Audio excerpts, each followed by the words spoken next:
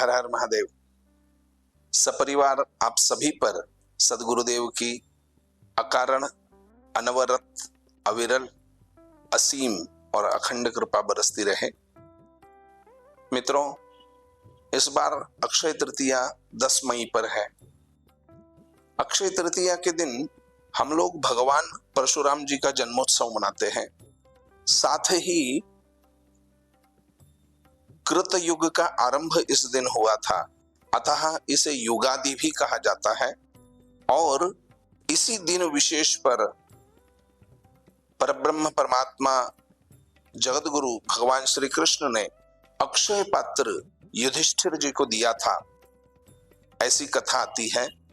और उस अक्षय पात्र से युधिष्ठिर जी दीन जनों को और जिनको भी आवश्यकता होती थी उन सबको भोजन करवाया करते थे।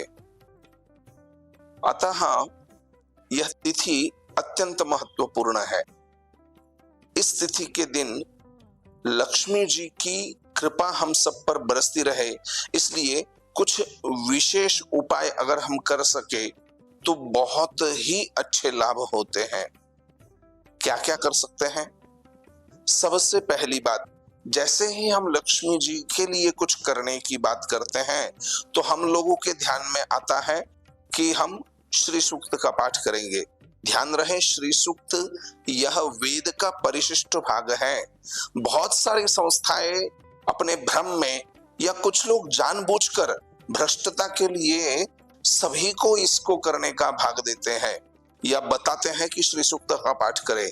मैं आपसे निवेदन करूंगा, अनुरोध करूंगा और आपको चेतन करूंगा, सचेत करूंगा, चेतावनी दूंगा कि कृपया जो लोग वेद में अधिकारी नहीं है, जिनका जनेऊ नहीं हुआ है, जो लोग संध्या वंदन नहीं करते हैं, ऐसे स्त्री हो या पुरुष हो, कोई भी हो, वो श्री सूक्त का पाठ ना करे।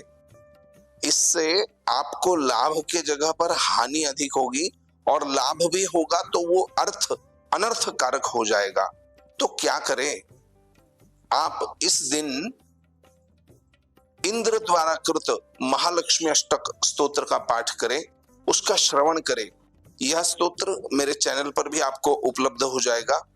यह स्तोत्र भगवती महालक्ष्मी को अत्यंत प्रिय है।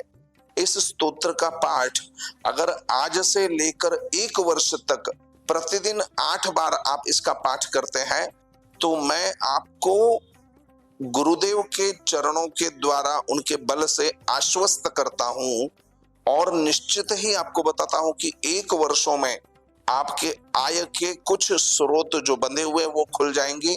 आपके पास आने वाला पैसा स्थिरता से रहेगा। आपके पास जो धन आ रहा है उसका आप उपभोग भी कर सकेंगे, उपयोग भी ले सकेंगे और उस धन में एक शुभता आएगी। अतः नमस्तेस्तु महामाये श्रीपीठे सुरपूजिते शंख चक्र गदा हस्ते महालक्ष्मी नमोस्तुते। इस प्रथम श्लोक से आरंभ होने वाले महालक्ष्मी अष्टक का पाठ आप इस अक्षय तृतीया से आरंभ करके यथाशक्ति जितने ज्यादा दिन आप कर सकते हैं उतने दिन कीजिए। इसका विधि क्या होगा? लाल रंग के आसन पर आपने बैठना है, उत्तर दिशा में मुख रखना है, गाय के घी का एक दीपक सामने रखना है।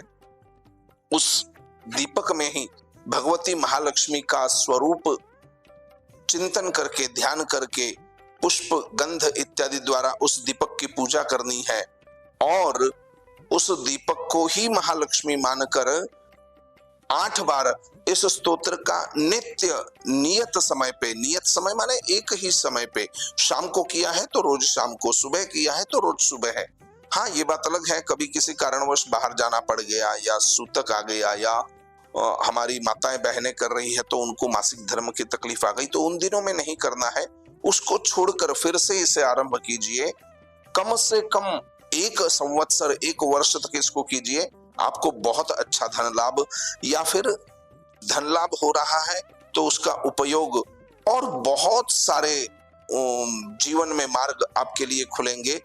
घर में विवाह मांगलिक प्रसंग हो, किसी को नौकरी लगना हो, आरोग्य की समस्या हो, काफी समस्याओं में इससे हमें बहुत अच्छा लाभ मिलता है। आशा है आप अवश्य इस महालक्ष्मी अष्टकम का पाठ करेंगे और इसका श्रवण करेंगे।